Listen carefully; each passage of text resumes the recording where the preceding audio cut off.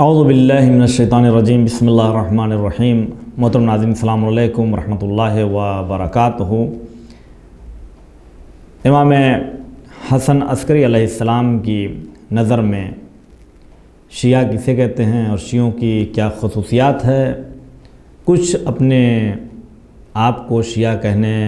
والے جب امام کی خدمت میں حاضر ہوتے ہیں تو امام یہ بتلاتے ہیں کہ ہمارا شیعہ کب کہا جا سکتا ہے۔ 8-9 صفتیں بتائی ہیں امام نے کہ جب یہ صفات آپ کے اندر پائی جائیں تب کہا جائے گا کہ آپ ہمارے شیعہ ہیں۔ جیسا کہ امام علیہ السلام نے اپنے اس ارشاد میں یہ بیان کیا کہ اوصیکم بتقوی اللہ والورع فی دینکم والاجتہاد للہ وصدق الحدیث واداء الامانہ صلوا فی عشائرہم واشہدوا جنائزہم وعودوا مرضاہم وادوا حقوقہم فإن الرجل منکم اذا ورع فی دینہ وصدق فی حدیثہ وادى الامانہ وحسن خلقہ مع الناس قیل ھذا شیعتی فیسرنی ذالک۔ امام فرماتے ہیں کہ سب سے پہلی چیز جس کی میں تمہیں نصیحت کرتا ہوں، جس چیز کی میں تمہیں سفارش کرتا ہوں کہ تمہارے اندر یہ چیز ہونی چاہیے اگر تم اپنے آپ کو ہمارا شیعہ کہتے ہو، تو سب سے پہلی چیز جو امام نے فرمائی ہے وہ ہے اوصیکم بتقوی اللہ والورع فی دینکم، کہ ہم تمہیں تقوی خدا کی وصیت کرتے ہیں اور نصیحت کرتے ہیں اور اپنے دین میں ورع اختیار کرو، اخلاص اختیار کرو، خوف خدا رکھو۔ تقوی یعنی خداوند عالم سے ڈرنا، خدا کی بارگاہ میں گناہوں سے اپنے آپ کو محفوظ رکھنا۔ جب تقوی کی تعریف علماء کرام سے پوچھی گئی تو علماء فرماتے ہیں کہ تقوی کا جو پہلا مرحلہ ہے وہ یہ ہے کہ انسان اگر کوئی چاہتا ہے کہ وہ متقی بنے، پرہیزگار بنے، تو کیا کرے؟ علماء فرماتے ہیں کہ واجبات کو انجام دینا اور حرام چیزوں سے پرہیز کرنا یہ تقوی کی پہلی منزل ہے۔ یعنی اگر کوئی چاہتا ہے کہ وہ متقین کی فہرست میں آ جائے اور تقوی الہی اختیار کرے تو جو سب سے پہلا کام اسے کرنا ہے وہ یہ کرنا ہے کہ وہ واجب کو انجام بھی دے اور تمام حرام کاموں سے اپنے آپ کو بچائے رکھے، تب کہا جائے گا کہ یہ تقوی الہی کی منزل میں پہنچ چکا ہے۔ تو یہ ابتدائی مرحلہ ہے، لیکن کم سے کم اتنا ہو تب انسان تقوی کی منزل میں داخل ہوتا ہے۔ اسی طرح سے دین کے بارے میں ورع اختیار کرنا۔ آج ذرا سا کچھ ہوا ہم فوراً دین چھوڑ دیتے ہیں۔ آج انسان دین کو بیچ رہا ہے، ذرا سا کچھ ہوا دین چھوڑ دیا، ایک منصب ملا، ایک عہدہ ملا۔ ایک شخص جو ہے وہ تلاوت قرآن بہت خوبصورت آواز میں کیا کرتا تھا، بہت اچھی آواز میں تلاوت کیا کرتا تھا، لیکن جیسے اسے کہیں کا کسی نے والی بنا دیا، کہیں کا حاکم بنا دیا، جیسے اسے حکومت ملی تو تاریخ میں لکھا ہے، کتابوں میں لکھا ہے کہ اس نے قرآن کو اٹھایا اور اس طرح سے طاق پہ لے جا کے مار دیا، رکھ دیا، استغفر اللہ، یہ بھی حرمتی، اور کہنے لگا کہ اب اس کی ضرورت مجھ کو نہیں ہے۔ یعنی حکومت ملی اور دین چھوٹا، دولت ملی اور دین چھوٹا، ذرا سا کوئی انسان کے اوپر کوئی خطرہ آیا فوراً جو ہے وہ انسان دین سے غافل ہو جاتا ہے، جبکہ دین کو کتنی مضبوطی سے تھامے رہنا چاہیے یہ ہمیں نبی کے باوفا اصحاب بتلاتے ہیں۔ اس وقت کے ایسا نہیں تھا کہ سارے مسلمان جو وہ بھاگنے ہی والے تھے اور نبی کا ساتھ نہ دینے والے تھے، ایسا نہیں تھا۔ کچھ ایسے بھی مخلص مسلمان تھے کہ جن کی تاریخ میں مثالیں دوبارہ ملتی نہیں ہیں۔ حبشہ میں کچھ مسلمان پہنچے، وہاں کا بادشاہ جو کافر تھا اس نے جب سنا کہ یہ پیغام توحید لے کر یہاں پر آئے ہیں اور لوگوں کے درمیان تبلیغ کرنا چاہتے ہیں، اس نے ان مسلمانوں کو بلایا اپنے پاس اور کہا کہ توبہ کرو اور اپنے اللہ اور رسول سے بیزاری اختیار کرو ورنہ ہم تمہیں قتل کر دیں گے، مار ڈالیں گے۔ تو ان لوگوں نے کہا کہ جو بھی کرنا ہے کریے، لیکن ہم اپنے دین کو نہیں چھوڑ سکتے، اپنے ایمان کو نہیں چھوڑ سکتے۔ اس نے کہا اچھا نہیں چھوڑ سکتے۔ جب اس نے ایسا جواب سنا، اپنی مملکت میں کبھی کسی سے اس طرح کا اس نے جواب نہیں سنا تھا، اس نے کہا کہ ٹھیک ہے، اگر یہی اصرار ہے تم لوگوں کا تو مرنے کے لیے تیار ہو جاؤ۔ اور اس نے بڑے بڑے دیگ چڑھا دیے، کہا اس میں تیل بھر دو، تیل ڈال دیا گیا، کہا نیچے سے آگ لگا دو، آگ لگا دی گئی، تیل کھولنے لگے۔ تو اس نے کہا کہ ان میں سے ایک کو پکڑو اور اس کھولتے ہوئے تیل میں ڈال دو، اسے اس کھولتے ہوئے تیل میں ڈال دیا گیا۔ پھر اسی طرح سے دوسرے کو بلایا اور کہا کہ اسے بھی اس کھولتے ہوئے تیل میں ڈال دو، اسی طرح سے ڈالتے رہے، یہاں تک کہ جو آخری بچا وہ رونے لگا۔ جب اس کا نمبر آیا تو وہ رونے لگا۔ بادشاہ نے کہا ٹھہر جاؤ، اسے اس کھولتے ہوئے تیل میں نہ ڈالو، یہ ڈر گیا ہے، سہم گیا ہے، توبہ کرنے کے لیے تیار ہیں۔ تو بادشاہ نے اسے بلوایا اپنے قریب اور کہا کہ بول کیا کہنا چاہتا ہے، تجھے چھوڑ دیا جائے گا، تو توبہ کر رہا ہے، تو باز آ گیا لا الہ الا اللہ اور محمد الرسول اللہ سے۔ تو اس نے کہا کہ میں اس لیے نہیں رو رہا ہوں کہ مجھے موت کے منہ میں جانا ہے، میں اس لیے نہیں رو رہا ہوں کہ میرا جسم اس تیل میں جلایا جائے گا، میں اس لیے نہیں رو رہا ہوں کہ میں اس فانی دنیا سے جا رہا ہوں، میں تو اس لیے رو رہا ہوں کہ اللہ نے مجھے صرف ایک جان دی ہے۔ اگر اللہ نے مجھے اتنی جان دی ہوتی جتنے روئیں میرے بدن کے اندر موجود ہیں، بدن کے اوپر موجود ہیں، تو اتنی مرتبہ اگر میں راہ خدا میں اپنی جان کو دیتا، عشق الہی میں اپنی جان قربان کرتا، عشق پیغمبر اکرم پہ اپنی جان کو نثار کر دیتا، تو پھر اس وقت میری خوشی کچھ اور ہوتی۔ لیکن رونا اس بات کا ہے کہ جان صرف ایک ہی اور ایک ہی مرتبہ میں اس دین پر اپنے آپ کو قربان کر سکتا ہوں۔ تو دین کی حفاظت کرنا، دین کو محفوظ رکھنا، صرف خدا سے ڈرنا، دین کے بارے میں حکومتوں سے، دولت سے، منصب سے اور عہدے سے ڈر کر انسان اپنے دین کو نہ چھوڑے۔ ہاں جہاں پر کچھ ایسی جگہیں ہیں کہ جہاں پر خود اسلام خطرے میں آ جائے، جہاں کے لیے فرامین معصومین علیہ السلام ہے، وہاں پہ وہ جہاں پر بتلایا گیا ہے کہ آپ ایسی جگہوں پر تقیہ کریں، وہ الگ جگہ ہیں جہاں خود اس بیضۂ اسلام خطرے میں آ جائے کہ اگر آپ نے وہاں پر تقیہ کیا تو پھر اسلام خطرے میں ہے، اسلام نہیں بڑھ پائے گا، وہاں پہ تقیہ بھی حرام ہو جاتا ہے۔ تو ہر جگہ تقیہ بھی نہیں، ان کے موارد کو پہچانا پڑے گا۔ بس شارٹ میں یہ ہے کہ جہاں صرف مسلمان کی جان کو خطرہ ہو وہاں پر تقیہ کرنا واجب ہے، لیکن جہاں اسلام کی جان کو خطرہ ہو وہاں پر تقیہ کرنا حرام ہے۔ اب آگے بڑھتے ہیں اور دیکھتے ہیں کہ تیسری چیز جو امام فرماتے ہیں والاجتہاد للہ، اللہ کے لیے کوشش کرنا، اللہ کے لیے سخت محنت کرنا اور اس کے دین کے بارے میں لگاتار کوششیں کرتے رہنا۔ ہماری صبح سے لے کر رات تک جو کوشش ہوتی ہے وہ صرف اور صرف اپنی دنیا بنانے کے لیے کوشش ہوتی ہے۔ کاش تھوڑی سی کوشش ہم اپنی آخرت بنانے کے لیے بھی کر لیں۔ 1000 اینٹیں یہاں کے مکان کے لیے تیار کرتے ہیں، انتظام کرتے ہیں، کچھ اینٹوں کا انتظام وہاں کے مکان کے لیے بھی اگر انسان تیار کر لے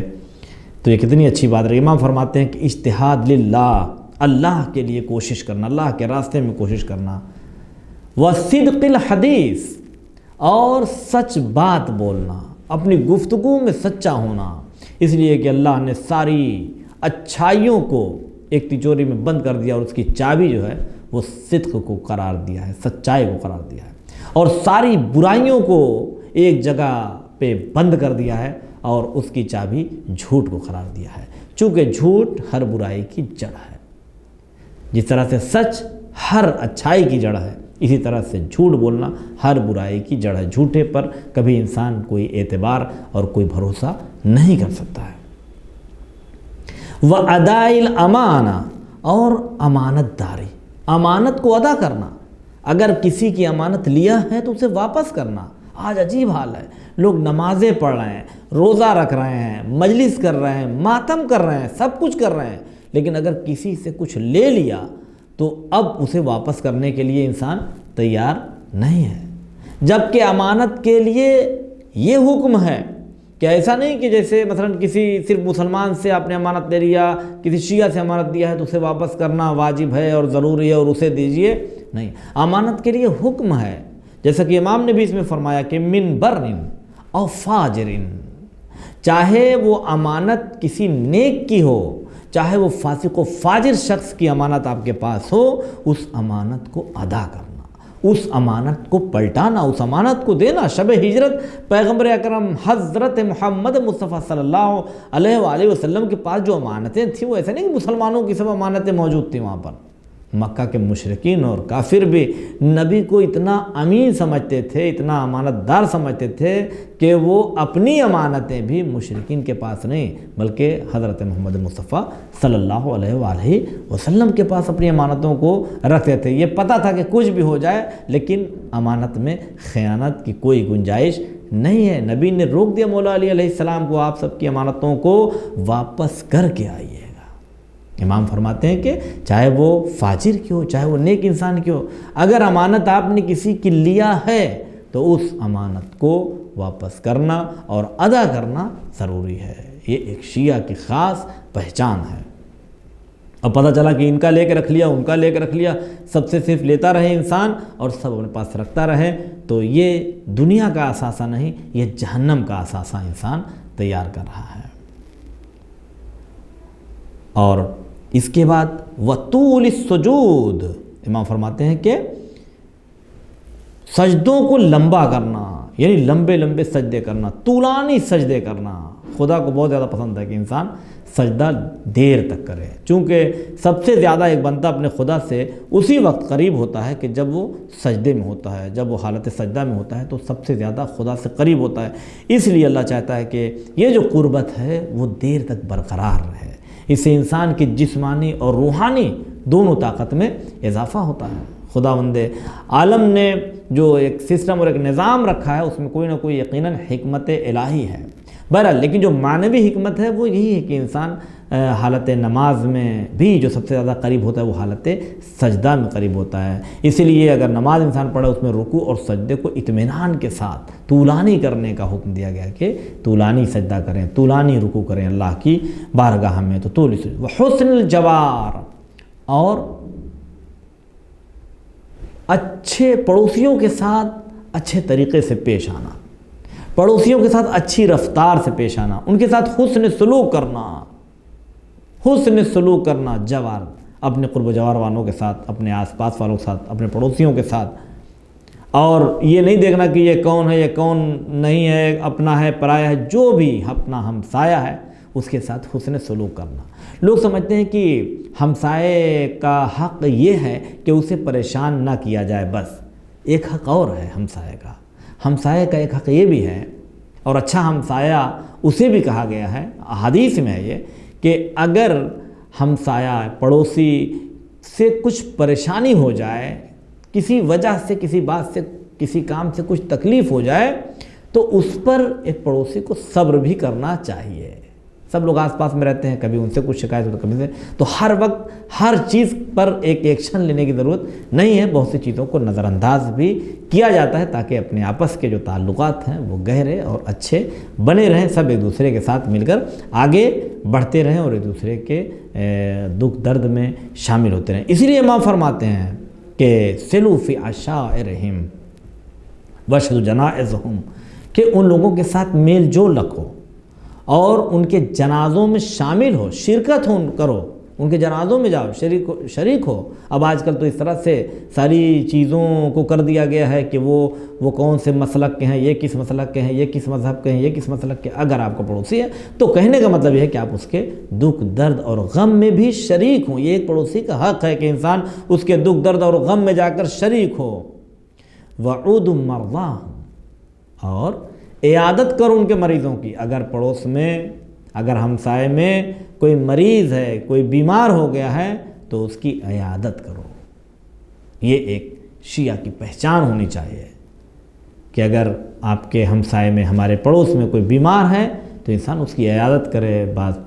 مزاج پرسی کرے، اس کے حال چال لے، خیر خبر لے، بالکل لا تعلق نہیں رہنا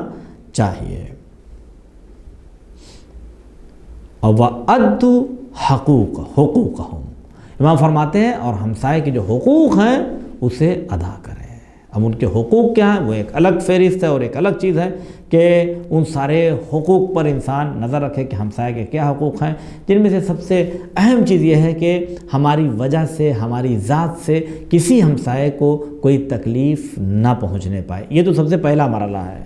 کہ ہماری وجہ سے، ہماری ذات سے کسی ہمسائے کو کوئی تکلیف نہ پہنچنے پائے۔ پھر اس کے آگے کا مرحلہ ہوتا ہے کہ ہماری ذات سے اور ہماری وجہ سے ہمارے ہمسائے کو کوئی فائدہ پہنچے۔ اگر کوئی پریشان ہے، اس کی پریشانی کو دور کرنے کے لیے کیا کر سکتے ہیں، ہیلپ کرنا ہے، کیسے کر سکتے ہیں، کون سے راستے ہو سکتے ہیں، ان چیزوں کا آپس میں ڈسکس کرنا، ان تمام مشکلات سے اپنے ہمسایوں کو نجات دلانا، یہ ہر ہمسائے کے اوپر ایک حق ہے۔ اس کی مشکلات اور پریشانیوں پر نظر رکھنا، اس کی مشکلات اور پریشانیوں کو دور کرنے کے لیے انسان کوشاں رہے۔ اسی طرح سے کھانا انسان خود کھا لے، لیکن اگر ہمسایہ بھوکا ہے، ہمسایہ پیاسا ہے، بھوکا ہے، روزہ دار افراد ہیں، قناعت پسند افراد ہیں، عفت دار افراد ہیں، کسی سے کہہ نہیں سکتے، تو ایسی جگہوں کا خیال رکھنا چاہیے اور کوشش یہ کرنی چاہیے کہ جس معیار کے افراد ہیں اس طرح سے اور اس انداز سے ان کی ہیلپ اور ان کی ضرورتوں کو پورا کیا جائے۔ 40 گھر جو آپ کے گھر سے چاروں طرف سے 40 گھر پڑتے ہیں، وہ 40 گھر ہمسائے کہلاتے ہیں کہ بہرحال جتنا بھی ممکن ہو سکے انسان ان سے باخبر رہے۔ باخبر وہ والا نہیں کہ وہ کیا کر رہے ہیں، یہ کیا کر رہا ہے۔ ہمارے یہاں ہمسائے سے سب لوگ باخبر ہیں، مگر کس چیز سے باخبر ہے کہ کب جا رہے ہیں، کب آ رہے ہیں، کیا ہو رہا ہے، کیا چل رہا ہے، کہاں پہ کیا چل رہا ہے، کیسے ہو رہا ہے، ایسے ہو رہا ہے، ویسے ہو رہا ہے، ان کے یہاں یہ ہو گیا، ان کے یہاں وہ ہو گیا۔ اس چیز سے ہر انسان اپنے ہمسائے سے باخبر ہے، لیکن اس کی مشکلات اور پریشانیوں کو دور کرنے کے لیے ہم اپنے ہمسائے کی کسی چیز سے بھی باخبر نہیں ہیں۔ امام فرماتے ہیں کہ یہ جو چیزیں ہم نے بتائی ہیں فَإِنَّ الرَّجُلَ مِنْكُمْ إِذَا وَرَعَ فِي دِينِهِ، تم میں سے جب کوئی شخص، کوئی مرد، کوئی شخص، یہاں مراد شخص، جب کوئی شخص اِذَا وَرَعَ فِي دِينِهِ اپنے دین میں پرہیزگاری اختیار کرتا ہے، وَصَدَقَ فِي حَدِيثِهِ اور اپنی گفتگو میں سچائی اختیار کرتا ہے، وَأَدَّى الْأَمَانَةَ اور امانت کو واپس کرتا ہے، امانت کو ادا کرتا ہے، وَحَسُنَ خُلْقَهُ مَعَ النَّاسِ اور اپنے اخلاق کو لوگوں کے ساتھ بہتر بناتا ہے، اپنے اخلاق کو لوگوں کے ساتھ اچھا بناتا ہے، جب ایسا کر لیتا ہے تو قیل تب کہا جاتا ہے کیا تب کہا جاتا ہے؟ ھذا شیعی، یہ میرا شیعہ ہے۔ تب کہا جائے گا کہ یہ میرا شیعہ ہے، فیسرنی ذالک، اور جب ایسے شخص کو میرا شیعہ کہا جائے گا فیسرنی، تو یہ چیز مجھے خوش کرتی ہے، تب یہ چیز مجھے خوش کرتی ہے، تب یہ چیز مجھے خوش کرے گی کہ جب ایک شیعہ کے اندر یہ صفات پائے جائیں اور ایسے صفات والے شخص کو کہا جائے کہ یہ میرا شیعہ ہے تو مجھے خوشی محسوس ہوگی۔ تو ان صفات کو اپنے اندر اپنانا امام کی خوشی کا سبب ہے۔ تو اس خوشی میں انشاءاللہ تعالی ہم سب اس لحاظ سے شریک ہوں کہ امام بھی ہمارے خوش ہوں، اور جب ہم ان چیزوں کی پابندی کریں گے تب جا کر ہم امام کو اپنے خوش کر سکتے ہیں، اور وقت کے امام حضرت امام زمانہ امام مہدی عجل اللہ تعالی فرجہ الشریف بھی انہی چیزوں سے خوش ہوں گے۔ چونکہ اور بھی معصومین علیہ السلام سے جب شیعہ کے بارے میں پوچھا گیا، بہت سے گنہگاروں نے شیعہ کے بارے میں پوچھا، تو امام نے کہا اسے میرا چاہنے والا کہہ سکتے ہو، انہ محب کہہ سکتے ہو، چاہنے والے لوگ ہیں، بہت سے لوگ چاہتے ہیں، کوئی ضرور نہیں کہ وہ چاہنے والے مسلمان بھی ہو، بہت سے لوگ چاہتے ہیں۔ تو چاہنے والا ہونا اور ہے، لیکن شیعہ کون؟ تو امام جعفر صادق علیہ السلام اور حضرت فاطمہ زہرا سلام اللہ علیہا کا بھی یہ ارشاد گرامی ہے کہ ان شیعتنا من شیعنا واتبع آثارنا، ہمارے شیعہ تو بس وہی ہیں کہ جو من شیعنا، جو ہماری پیروی کرتے ہیں، جو ہمارے نقش قدم پر چلتے ہیں، واتبع آثارنا اور ہمارے آثار کا اتباع کرتے ہیں، ہمارے احکام کی پابندی کرتے ہیں اور اطاعت کرتے ہیں، اللہ کی عبادت کرتے ہیں، اللہ کی فرما برداری کرتے ہیں، جو چیزیں ہم نے بتائی ہیں اس پر عمل کرتے ہیں، جو صرف ہماری ذات کو نہیں مانتے بلکہ ہماری ذات کے ساتھ ساتھ ہماری بات کو بھی مانتے ہیں۔ خدا حافظ، فی امان اللہ۔